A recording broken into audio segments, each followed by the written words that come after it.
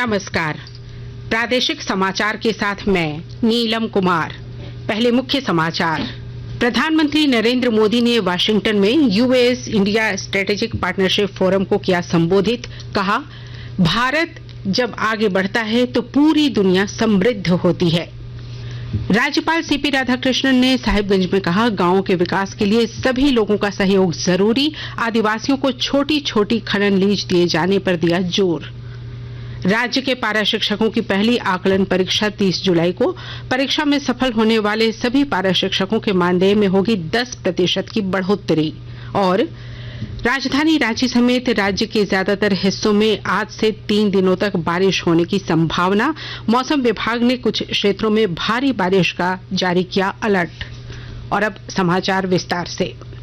प्रधानमंत्री नरेंद्र मोदी ने कहा है कि भारत अमेरिका साझेदारी दृढ़ विश्वास, करुणा और साझा प्रतिबद्धता की साझेदारी है। वाशिंगटन में US India strategic partnership forum में बोलते हुए श्री मोदी ने कहा कि जब भारत बढ़ता है तो पूरी दुनिया समृद्ध होती है।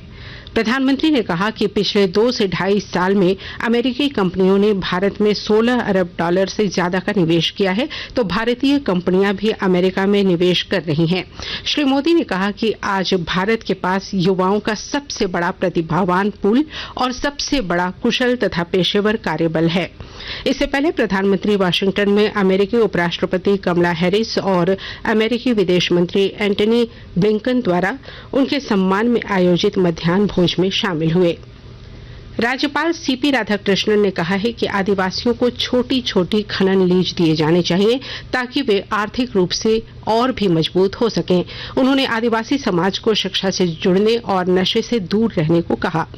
वे कल साहिबगंज जिले के बरहेट प्रखंड स्थित गोपालडीह गांव में ग्रामीणों से सीधा संवाद कर रहे थे। राज्यपाल ने कहा कि गांव का विकास तभी संभव है जब आपका भी विकास होगा। ऐसे में गांव के विकास के लिए सभी लोग मिलजुल कर कार्य करें। वे आज गोड्डा जिले में विभिन्न कार्यक्रमों में शामिल हुए। प्रधानमंत्री नरेंद्र मोदी 27 जून को वीडियो कॉन्फ्रेंसिंग के माध्यम से रांची पटना वंदे भारत एक्सप्रेस को हरी झंडी दिखाकर रवाना करेंगे। उद्घाटन के दिन 10 स्कूली बच्चों को मुफ्त में इस ट्रेन से सफर कराने की योजना को लेकर रांची रेल मंडल ने रेलवे बोर्ड को पत्र लिखा है। हालांकि रेलवे बोर्ड की मंजूरी के बाद ही इस पर अंतिम निर्णय लिया जाएगा। केंद्र सरकार के स्मार्ट सिटी मिशन के 8 वर्ष 25 जून को पूरे हो जाएंगे।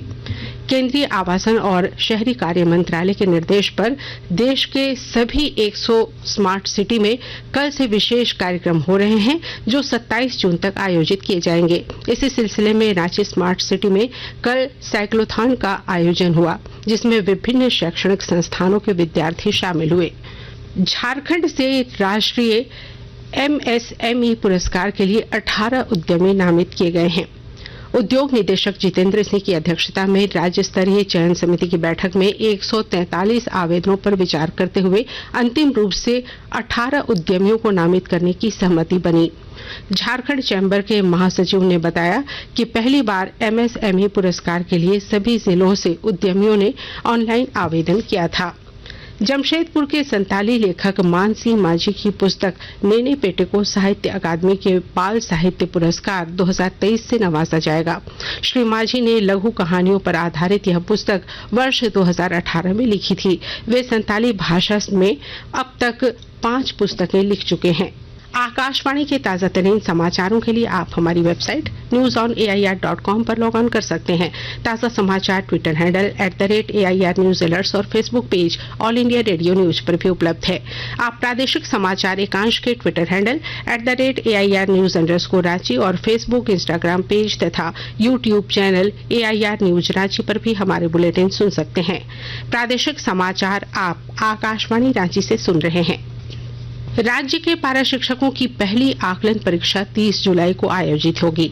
झारखंड एकेडमिक काउंसिल जैक की ओर से ली जाने वाली इस परीक्षा में वैसे प्रशिक्षित पारा शिक्षक शामिल हो सकते हैं जो शिक्षक पात्रता परीक्षा में सफल नहीं हुए हैं।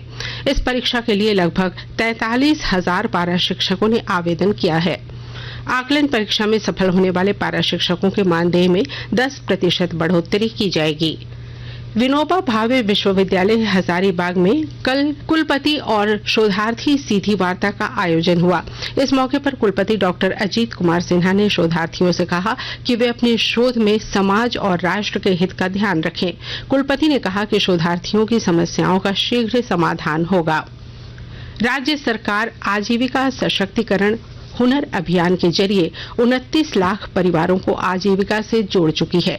वहीं 3,922 उत्पादक समूह और 20 उत्पादक कंपनियों का गठन एवं संचालन हो रहा है। पूरे राज्य में अब तक 2,78,000 सखी मंडलों से 32,51,000 परिवार जुड़कर अपनी आय को बढ़ा रहे हैं।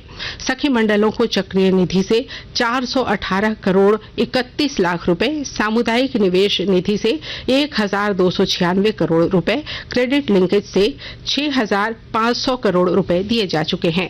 पाकुड़ जिला प्रशासन द्वारा सखी दीदियों को ब्यूटी पार्लर का प्रशिक्षण दिया जा रहा है और ब्यौरा दे रहे हैं हमारे संवाददाता। ग्रामीण महिलाओं के स्वावलंबन एवं आत्मनिर्भरता को लेकर प्रशासन की कोशिश लगातार जारी है। इसी कड़ी में गांव की गरीबी रेखा से नीचे रहने वाली ग्रामीण महिलाओं को ब्यूटी पार्लर प्रबंधन का प्रशिक्षण दिया जा रहा है। जिला प्रशासन एवं Jharkhand state livelihood promotion society द्वारा चयनित महिलाओं को भारतीय स्टेट बैंक ग्रामीण स्वरोजगार प्रशिक्षण संस्थान ब्यूटी पार्लर का व्यवसाय करने एवं स्वावलंबी बनने के बारे में जानकारी दे रहा है। जिले के 128 पंचायतों की एक सखी दीदियों को हुनरबंद बनाकर गांव में ही ब्यूटी पार्लर व्यवसाय मुहैया कराकर इनकी आय वृद्धि करने की योजना भी तैयार की है। राम प्रसाद सिन्हा, आकाशवाणी समाचार, पाकुड़। मौसम विभाग ने राज्य के ज्यादातर हिस्सों में आज से अगले 3 दिनों तक बारिश होने का पूर्वानुमान जारी किया है। इस दौरान कुछ इलाकों में भारी बारिश को लेकर अलर्ट जारी किया गया है। मौसम वैज्ञानिक अभिषेक आनंद ने बताया कि पूरे झारखंड में मानसून प्रवेश कर चुका है, जिस वजह से बारिश हो रही है। वहीं बारिश के दौरान वज्रपात होने की भी आशंका जताई गई है। ऐसे में लोगों को सतर्क रहने को कहा गया है। और अब संक्षिप्त खबरें। जैक की मैट्रिक संपूरक परीक्षा के लिए 26 जून से 5 जुलाई तक परीक्षार्थी ऑनलाइन आवेदन कर सकते हैं, जबकि इंटर संपूरक परीक्षा के लिए ऑनलाइन आवेदन 27 जून से 5 जुलाई तक भरे जा सकेंगे।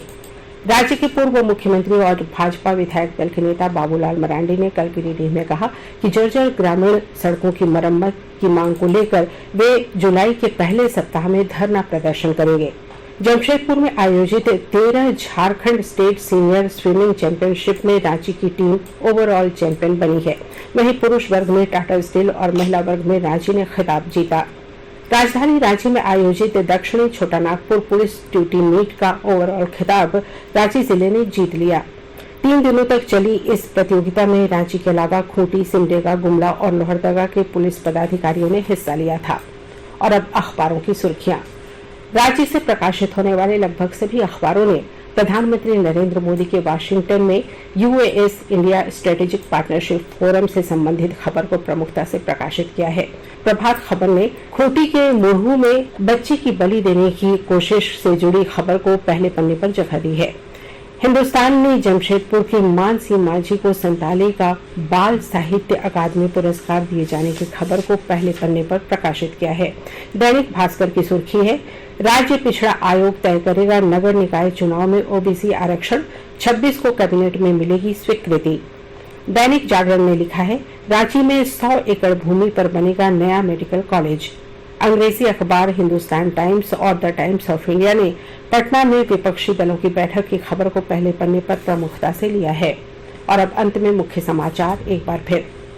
प्रधानमंत्री नरेंद्र मोदी ने वाशिंगटन में US India strategic partnership forum को किया संबोधित। कहा, जब भारत आगे बढ़ता है तो पूरी दुनिया समृद्ध होती है।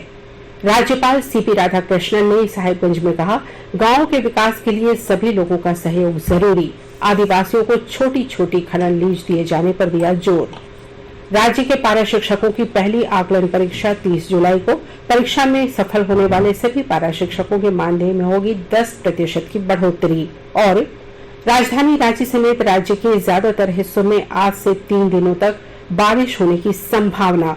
मौसम विभाग ने कुछ क्षेत्रों में भारी बारिश का जारी किया अलर्ट। इसके साथ ही आकाशवाणी रांची से प्रादेशिक समाचार का ये बुलेटिन समाप्त हुआ। नमस्कार।